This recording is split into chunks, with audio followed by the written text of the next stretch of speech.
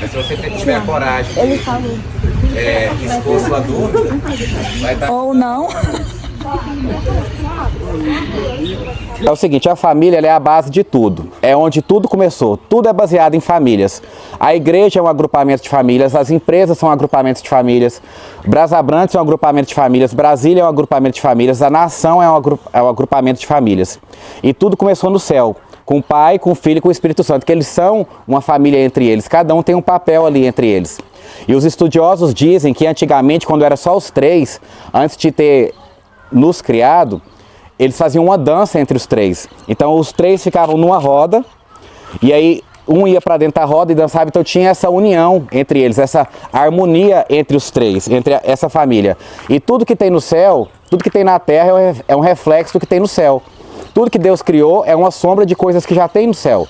Então quando você vai ver a descrição do céu, você vai ver que é tudo coisa que já tem aqui. É rua, é portão, é muro. Então tudo que tem aqui é um reflexo que já tem lá, inclusive a família, e essa é a primeira família. Olha, presta atenção para você ver, as características doces e consoladoras do Espírito Santo, nós podemos dizer que ele é representado pela figura da magia. Os filhos são a representação de Jesus e o marido, o pai, é o que representa a figura de Deus dentro da família.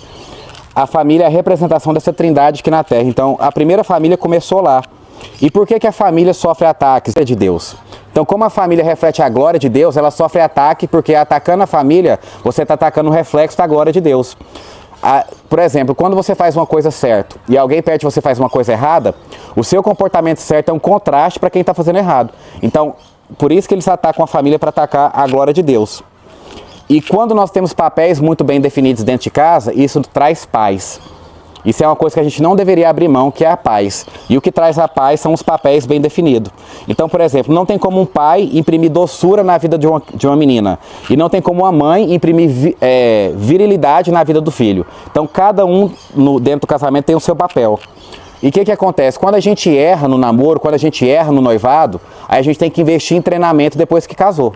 Porque tem gente que gasta energia errado. Por exemplo, a gente deveria gastar 5% no namoro, 10% no noivado e todo o resto da energia ser investida no casamento. Mas tem gente que já investe tudo no namoro, aí já faz tudo que tem que fazer no namoro, aí não conhece o caráter da pessoa, não conhece os interesses da pessoa, não conhece a família, aí depois que casa, parece que eles não têm nada a ver um com o outro, porque eles não se deu o trabalho de investir na fase de recrutamento e seleção no começo. Então, e o que acontece no começo dos relacionamentos também? A paixão só dura 18 meses. Depois da paixão só sobra o amor. Por exemplo, eu tenho um tio que de 2 em 2 anos ele troca diamante, porque ele acha que relacionamento é paixão. Mas a paixão ela dura no máximo 2 anos. Depois dos 2 anos só sobra o amor. E o amor ele é baseado em decisão. Você decide amar e você faz isso através de atitude. E como que a gente mantém o amor? Mantendo o mesmo olhar que a gente tinha no começo. Se você tivesse cuidado de vigiar o seu olhar e olhar o seu cônjuge com o mesmo olhar que você olhava na fase do namoro, não tem como dar errado. E nós temos que deixar pai e mãe fora do casamento.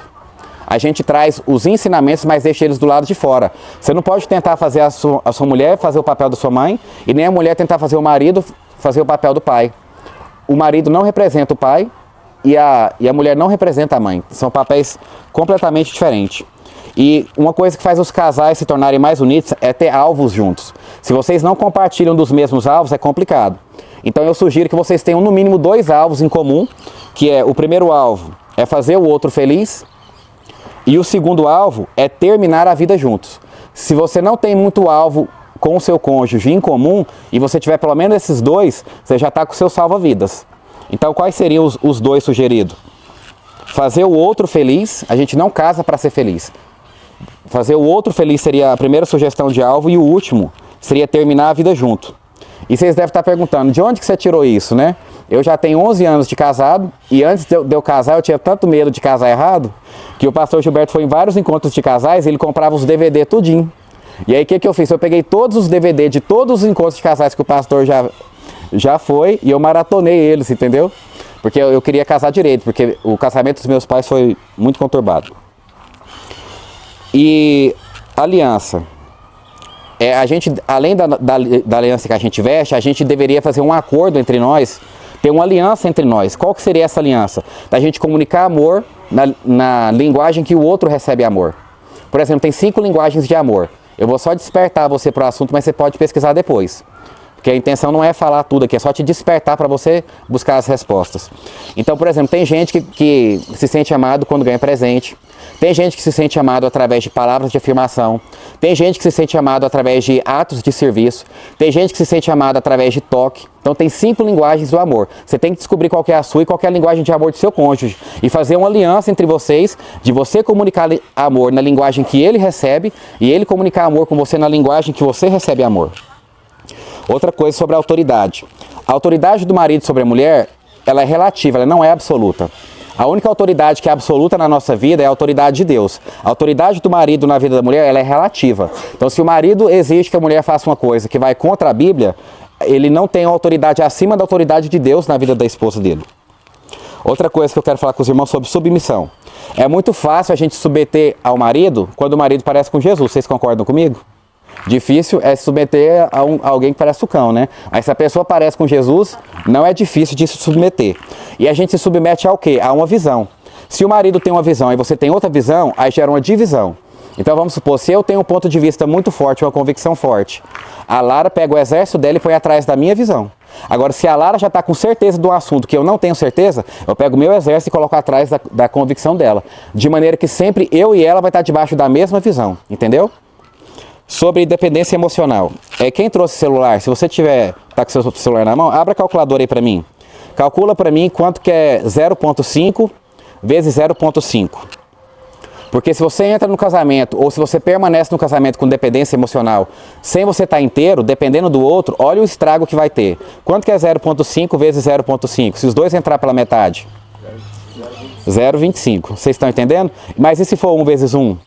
Aí o resultado é positivo. Mas o resultado é menor se tiver dependência emocional de um dos dois, entendeu? Outra coisa sobre a mesa. É muito importante que, por mais que o seu dia seja corrido, você faça pelo menos uma refeição do dia na mesa. Faz a mesa posta, põe a toalha, igual a Bíblia descreve, quando a Bíblia vai falar de refeição. Põe uma mesa posta, acende uma vela, põe o lugar americano, pega o melhor prato não é para visita, pega o melhor talher, pelo menos uma vez no dia. Júnior, não tem como, minha vida é um caos, ele tem uma rotina, eu tenho outra, ele tem uma escala, eu tenho outra, então uma vez por semana no mínimo.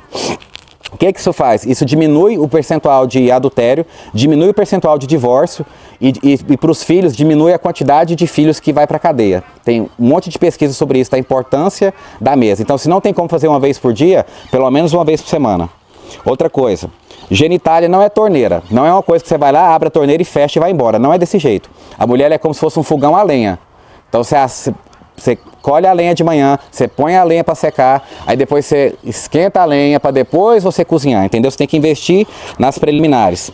Outra coisa, o sexo protege, irmãos. O sexo é uma proteção no casamento. Tem um dado que vem dos cartórios, porque é o cartório que faz o divórcio e o cartório que faz o casamento.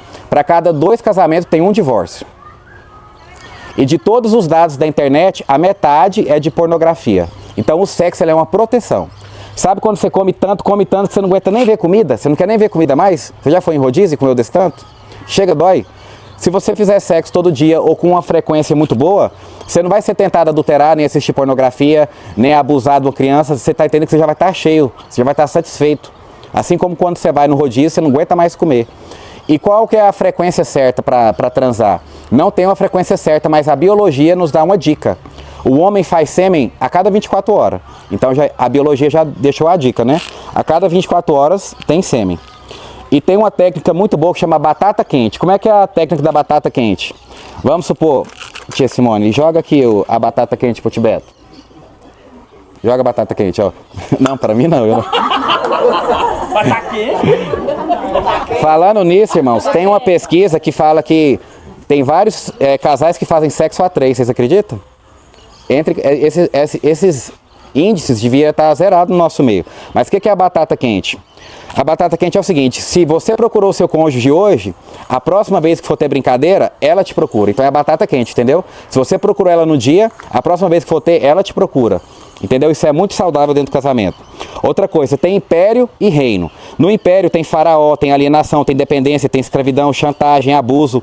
E no reino tem nobreza. Tem o papel do rei, tem o papel da rainha, tem o exército e tem o patrimônio. A gente deve sempre escolher pelo reino e não escolher o império.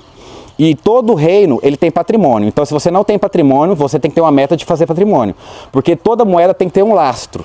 Se a sua família não tem um lastro, não tem patrimônio, é uma família fraca. Então, se você não tem patrimônio, faça uma meta com o seu cônjuge. Ó, daqui 5 anos, o nosso patrimônio vai ser X. E vocês perseguem esse patrimônio, porque o patrimônio fortalece a família. Outra coisa, caixa 2. Caixa 2 quebra empresa, caixa 2 quebra país e caixa 2 quebra casamento. Não tem que ter caixa 2. Um dos dois tem mais aptidão para lidar com o dinheiro. Escolhe quem é essa pessoa, faz uma conta que os dois têm acesso. Todo o dinheiro que entrar, você joga nessa conta e uma pessoa administra. Todo casal, um dos dois vai ter mais aptidão. Caixa 2 quebra empresa, caixa 2 quebra um país através de corrupção e caixa 2 quebra casamento.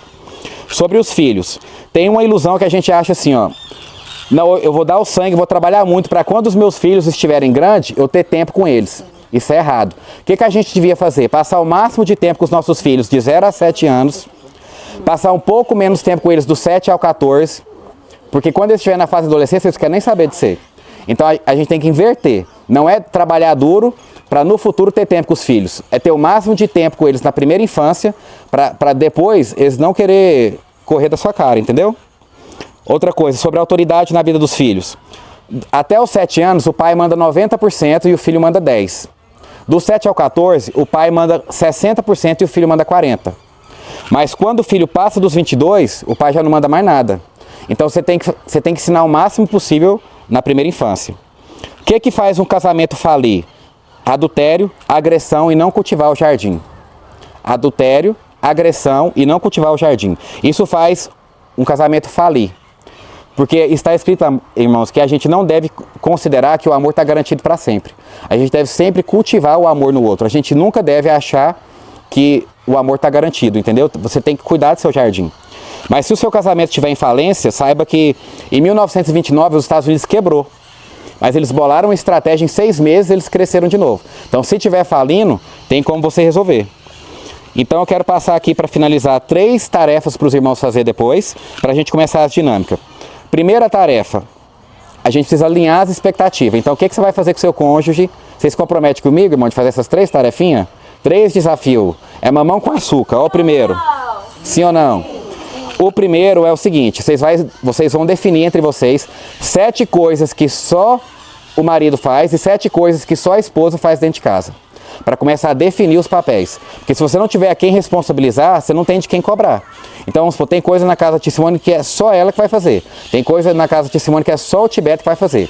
Escolha 7 coisas que só o marido faz dentro de casa e 7 coisas que só a mulher faz dentro de casa. Por exemplo, lá em casa, só eu tiro o lixo, só eu lavo louça. Escolhe alguma coisa na sua casa.